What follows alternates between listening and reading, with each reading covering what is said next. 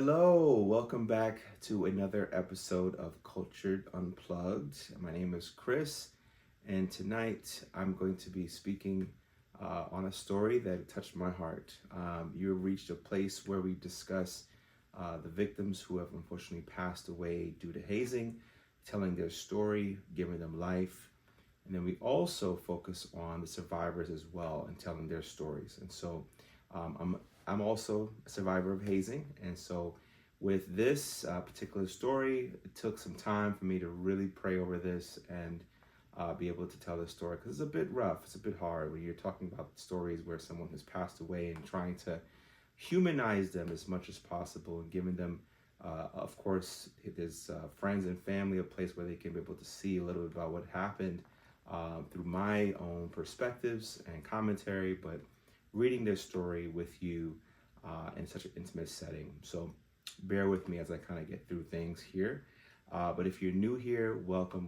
We appreciate you being here, finding us, however you found us. Please, we hope that you stay a while. If you're a returning member, we appreciate you just waiting for us as we've kind of figured out different strategies with this and being able to put out content that makes and resonates with you. And so I hope that this provides not only a place for just more so information, but spreading awareness that, of course, as we know, hazing is wrong, it is illegal, and it is caused so much danger to people's lives. So we want to be able to use this as a space to really focus on, hey, we want to be a place of understanding of what we can do as a community, parents especially, what we can do to protect our kids. So we hope that you stay a while as we get through the intro video, and then we'll cover tonight's story. Thank you so much. Let's get it unplugged.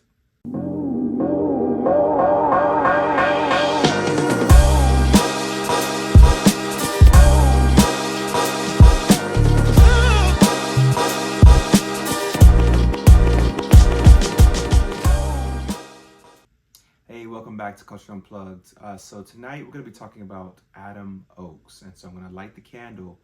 And then after I light the candle, I'm going to tell his story, okay?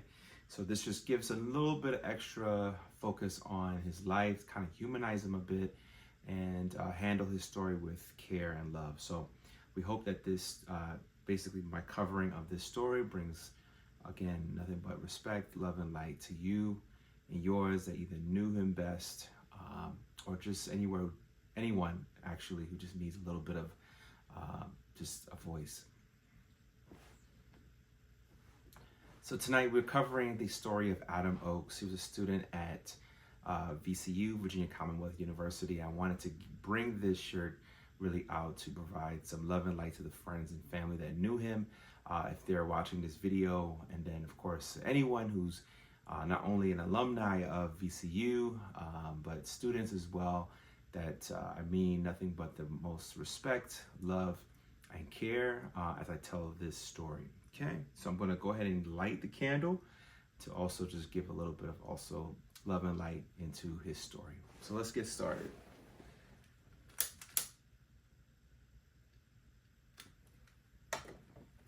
All right, so tonight we remember Adam Oakes telling his story. He's a student. So a couple quick things before I kind of really get into his story in full detail. Make sure that VCU's in plain view. You can see that. Okay. So Adam Oakes was a 19-year-old freshman at Virginia Commonwealth University. He tragically lost his life due to alcohol poisoning during a fraternity hazing event in February 2021. And then, of course, his hometown was actually Potomac Falls at Virginia. So Potomac Falls, Virginia. Graduated from Potomac Falls High School in 2020. And then he enrolled at VCU, majoring in sports and marketing. He really loved his sports. He loved basketball. He played basketball also with his father. Played football, baseball, recreational leagues as well. Volunteered as a coach after playing. His playing days had ended. Very avid as far as also fantasy football. Watching the games. He loved watching the games and debating about sports. So he knew his stuff when it came down to which teams were playing who, the players, very much like people I know as well. He loved video games. He was an avid video gamer, particularly enjoying titles like Call of Duty and NBA 2K. The family time, Adam had actually cherished much of his time with his family. Very much loved time playing with his dad, playing basketball, and then of course his loved ones. And so Adam's warm disposition, sweet smile, and loving heart left a lasting impact on those who knew him. His legacy continues through the Love Like Adam Foundation, established by his family, to raise awareness about the dangers of hazing and to prevent similar tragedies. So telling this story is special for me because I'm a hazing survivor, as you know, and I come from different types of interests that I've enjoyed, and seeing some of the things that he enjoyed, it's real personable. VCU, I'll just say I've lived in Virginia for 20 years. I've been to Richmond plenty of times, past the campus of VCU. So this hits home for me on a deeper level, even though this happened. I remember the story happening back in 2021 and was moved at the time that it even happened. So very much a bright light kid, and so wanted to tell this story with utmost care. So I'm going to open this up with a quote. Change does not roll in on the heels of inevitability, but it comes through the continuous struggle, and that's by Dr. Martin Luther King. Brotherhood and sisterhood should never come at the cost of a life. Today, we will tell the tragic story of Adam Oakes, a young man who was just wanted to belong, but paid the ultimate price. His death was not an accident. It was the result of a culture that thrives in secrecy, power, and fear. But Adam's story isn't just about loss. It's about the fight for change. So let's talk about what happened that night, why hazing still exists, and then what needs to happen to stop this from happening again. Before we really talk about what happened to Adam, let's talk about who he was, because he was more than just a headline. He was someone's son, someone's best friend, and someone who had his whole life ahead of him. Adam was a 19-year-old freshman at VCU. He was known for his kindness, his humor, and his big heart. Like so many young men, he wanted to really be a part of something bigger. He wanted brotherhood. And that's what led him to reach and touch on Delta Chi. It's a decision that should have brought him friendships and opportunities, but instead it led to tragedies. So on February 26, 2021, Adam attended a Big Brother night hosted by Delta Chi, a fraternity event meant to really welcome new pledges, but what should have been a night of celebration quickly turned into something more dangerous. At the event, Adam was pressured to drink an entire bottle of Jack Daniels. If you've seen this kid, just seeing his picture, there's no way he should have even touched that alcohol. There's just no way he should have really had someone to really watch him, and that's the part that really frustrates me about the story. So he was pressured to drink the Jack Daniels. His big brother and other fraternity members encouraged it, telling him it was part of the tradition. No one stopped to consider the risk. No one intervened. They did not care about this kid. They did not care about him. And anytime when you're trying to join a fraternity or a sorority or any organization, you'll see who really is in your corner when your back is against the wall, where that peer pressure is coming from, the intent, the malice behind it. People will say it was just something that we're just trying to do, because no, you got to go with your gut. Parents, you really got to make sure you're telling your kids to really watch over them. This is just heartbreaking. So by the time the night was over, Adam had passed out on a couch. His fraternity brothers left him there. No one called for help. No one checked on him. The next morning, his family got the call no parent should ever have to receive. they got that call from a trooper out of Loudoun County. And when the trooper came and they were to tell them, I think it was the father who heard first, they broke down. The worst call you could ever get is to hear that your kid has passed away.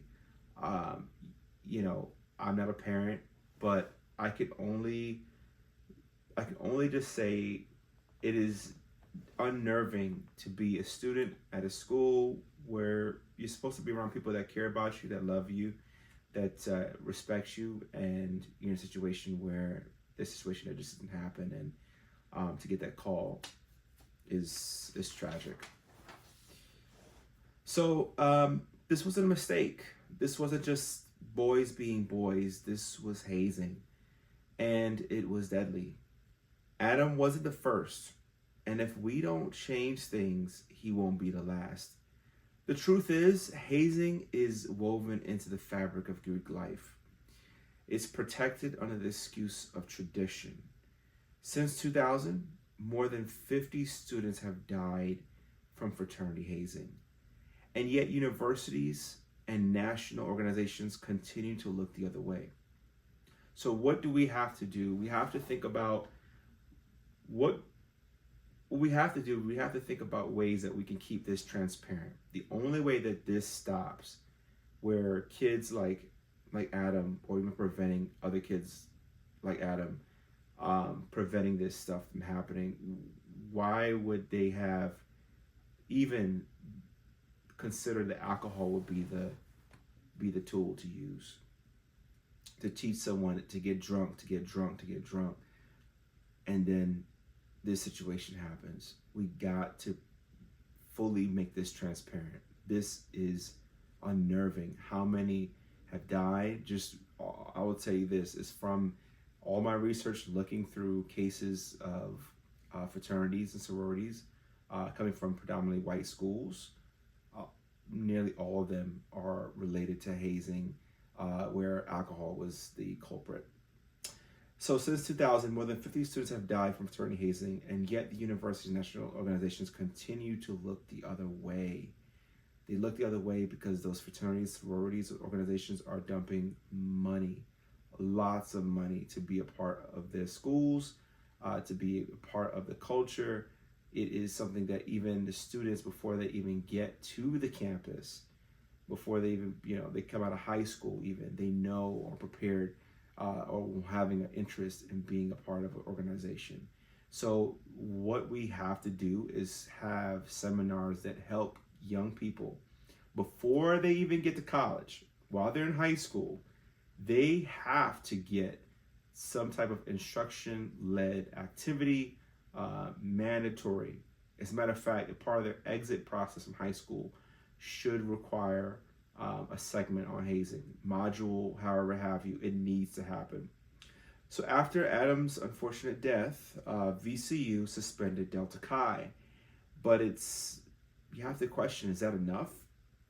Time and time again, we've seen universities shut down chapters, only for them to resurface years later. The cycle continues because the system allows it to go on. But this time, though, we'll look at the Adams, like the actual aftermath. A whole law was created called Adams Law. Adams' family refused to let this story be forgotten, thank God. They fought for justice, and they fought for change. In response to Adams' death, Virginia passed Adams Law, a bill that increases the hazing prevention, education, and holds fraternities accountable. But here's the thing, laws alone won't stop hazing. Culture has to change it. This is why I've said also before, it's systemic, but it's ingrained. If you've seen movies as a kid, and I know for me, I've seen movies as a kid where I looked at hazing to be somewhat kind of a normal thing. Like, this is something that is something fun they do. Like, they, dress up in weird type of outfits, or, put in their, watching movies like School Days, they put their hands in a toilet bowl, and, just weird stuff like that, which is really harmless, if not silly. But when it's something like this, when you don't see enough uh, imagery that shows even like the slightest danger this could happen, you're totally blind to it. So I think it's just something that, again, as a high school student, what would have been more advantageous is to see a level of clarity, understanding that when you get to college, you're starting small, and you have this big need to be a part of everything. You want to soak up everything. You want to be a part of everything, or you just want to have a level again of being a little bit higher on the totem pole of a community that you're just getting to know. You're intimidated because you're coming right out of high school, and you have all this excitement. You want to be a part of that fun. And this is a situation where Adam didn't deserve to die, not in this way.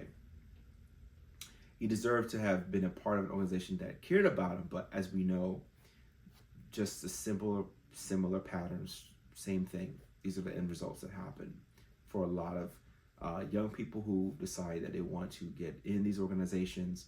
They are doing so, and either they come out and they say, they're alive, they survived it. They still have long lasting mental health effects that no one is really talking about. So Adam's law was passed, and then Adam's unfortunate situation here, Adam's family will never get Adam back, but they continue to fight, so no other family has to face the same pain. So where do we go from here? If you're in Greek life, you have to ask yourself, are you upholding tradition, or are you protecting abuse? If you're a student, I need you to speak up. When you see hazing, you need to say something.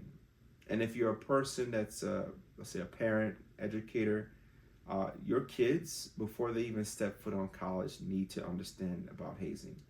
I also say this too, there's another piece of responsible party that no one really talks about, and that's the teachers. Professors, teachers have a duty to really look and be connected to their students and start to ask questions. Why is it that this student has missed my class? Because there are a lot of times where when you're online when you're someone, like I said, I'm talking as a survivor here, or talking to you as a parent, there are a lot of times I miss class because I could not feel myself sit down properly because I felt pain. My mental health was messed up, so I didn't really bear to be in class for a full, hour, 2 hours or so.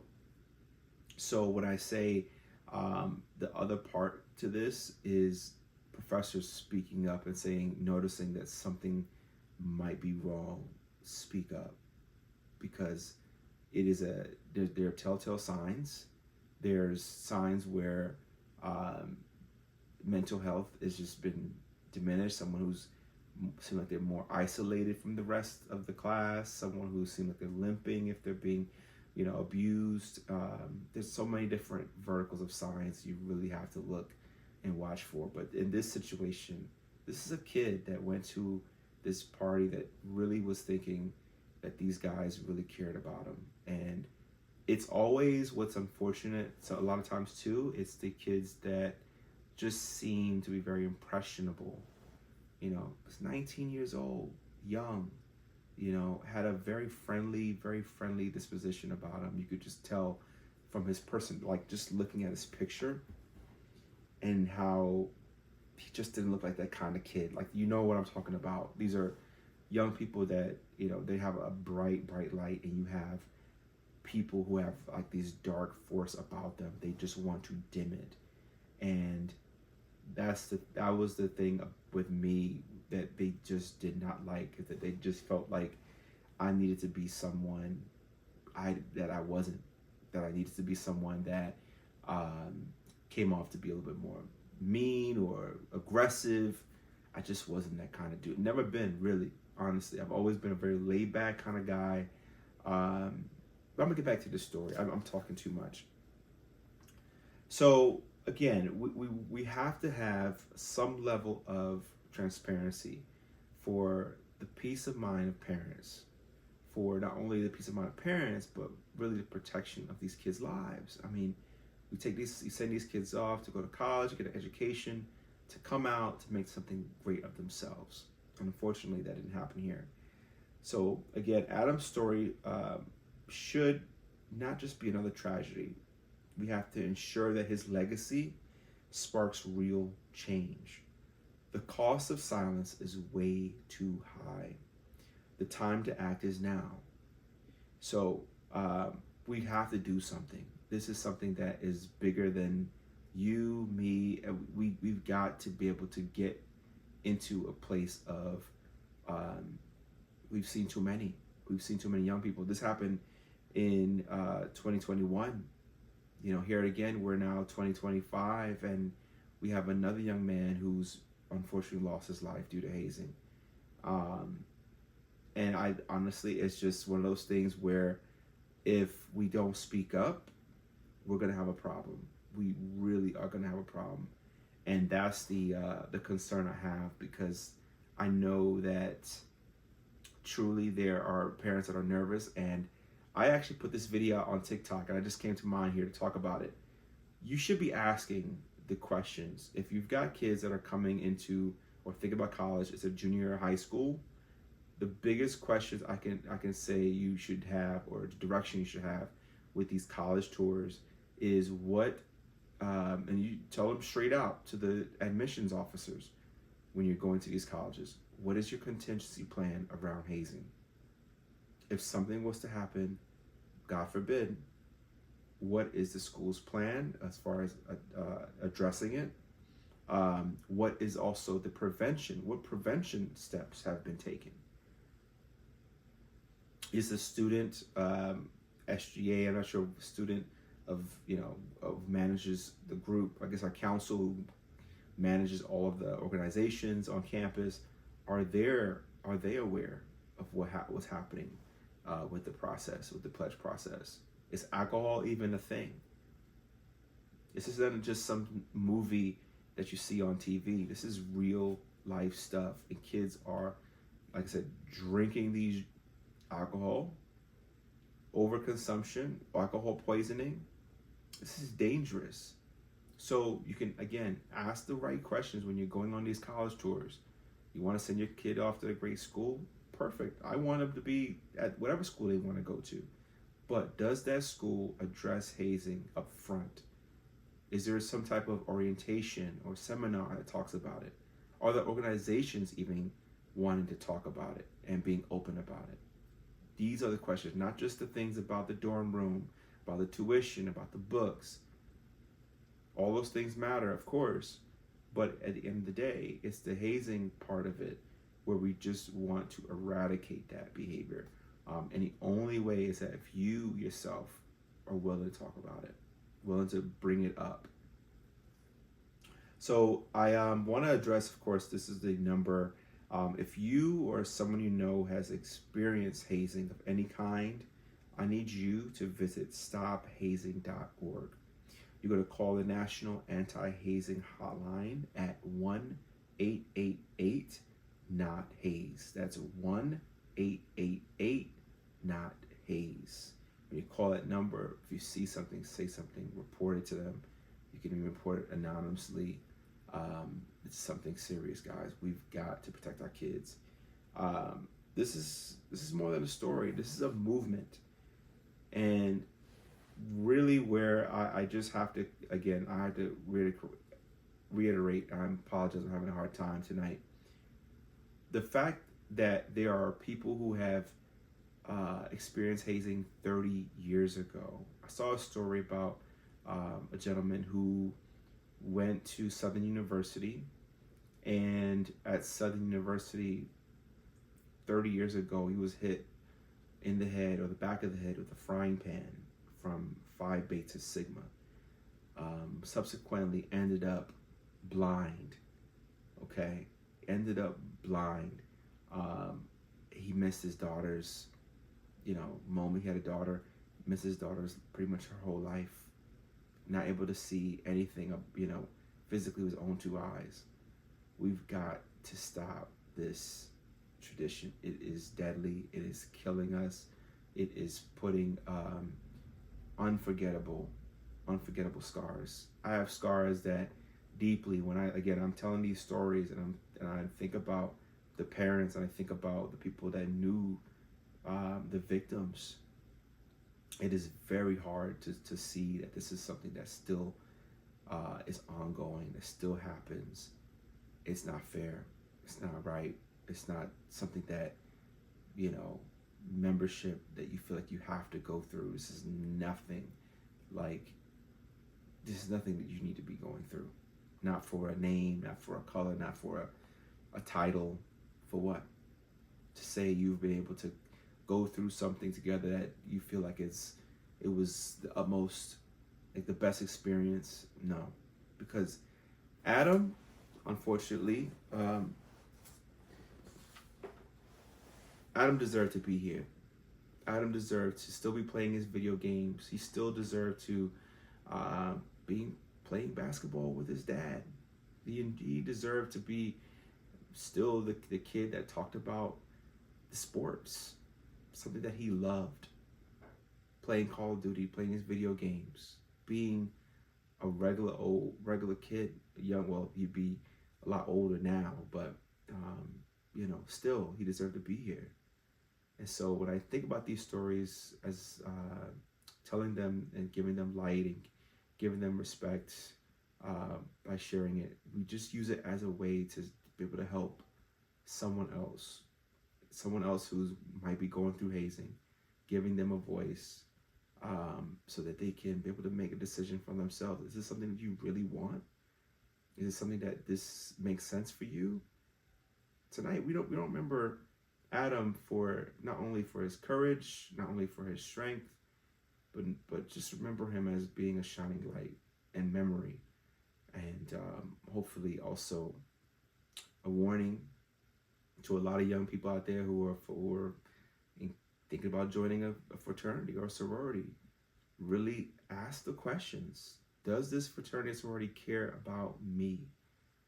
When I decide to try to join, am I going to be treated with respect and love? Am I going to be cared for? Who's looking out for my best interests?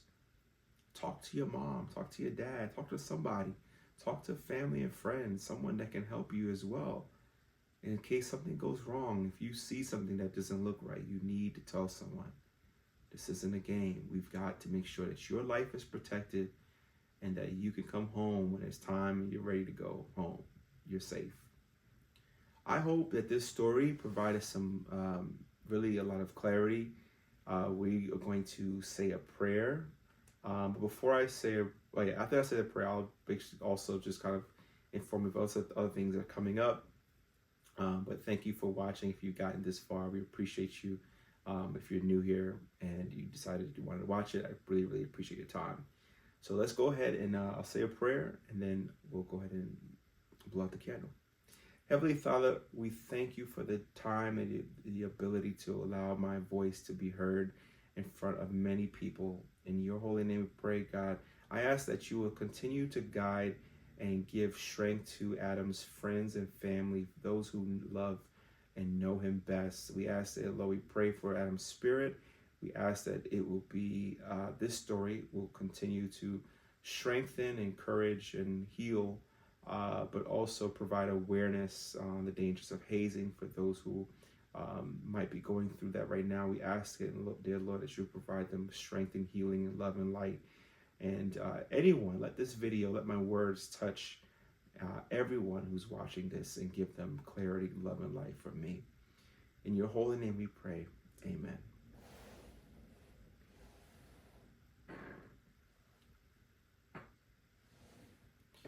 So it was hard. This story was really, really hard for me, and I don't know why.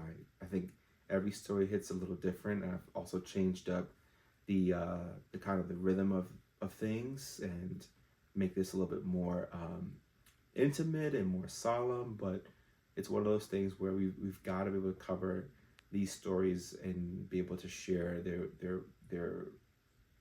what had happened. We got to share what happened, because I think it's one of those things, again, we've got to spread awareness to it. And I think not everyone's talking about it like this. And I have plenty. There's over 50 deaths. 105 deaths since the year 2000 related to hazing that I've got to cover. It's just one too many. So I am going to do my best getting through some of these stories. I'd love to know, most importantly, what you thought of the video. Did you like the setup? Did you like the how things are kind of looking with this? Let me know your thoughts, because I felt like this was very, very hard for me internally, but I knew that ultimately you've got to get the story. You've got to be able to hear coming from my point of view about this whole thing. I think that it was just something that I needed to be able to share. So I'd love to read your comments. Let me know what you thought. Also, any other tips, let me know. Also, be ready for the Patreon. Patreon starts on the 27th is the early access. So like next week. Go ahead and get ready for that. If you haven't already signed up, go ahead and sign up. If you like what I've had to share, if you like where you're at right now, if you're a new member, we hope that we earned your subscription, so you'll see more stories like Adam's. What else is coming up? So I hope that you also let me know what you also thoughts on future stories. If there's a story that you'd like me to tell, if you're a survivor, this is really big. If you're a survivor of hazing and you want me to tell your story, just like the live video you saw on that we recorded, we did a live for it. Then we posted it on Friday. Please let me know. I'd love to be able to share that with you and give you the opportunity to share your story, what happened, give it with most of love and light and respect. So again, we appreciate your time. We're going ahead and put Adam here, continue to rest and giving love and light to you and your family. And we appreciate you. Let's get it unplugged.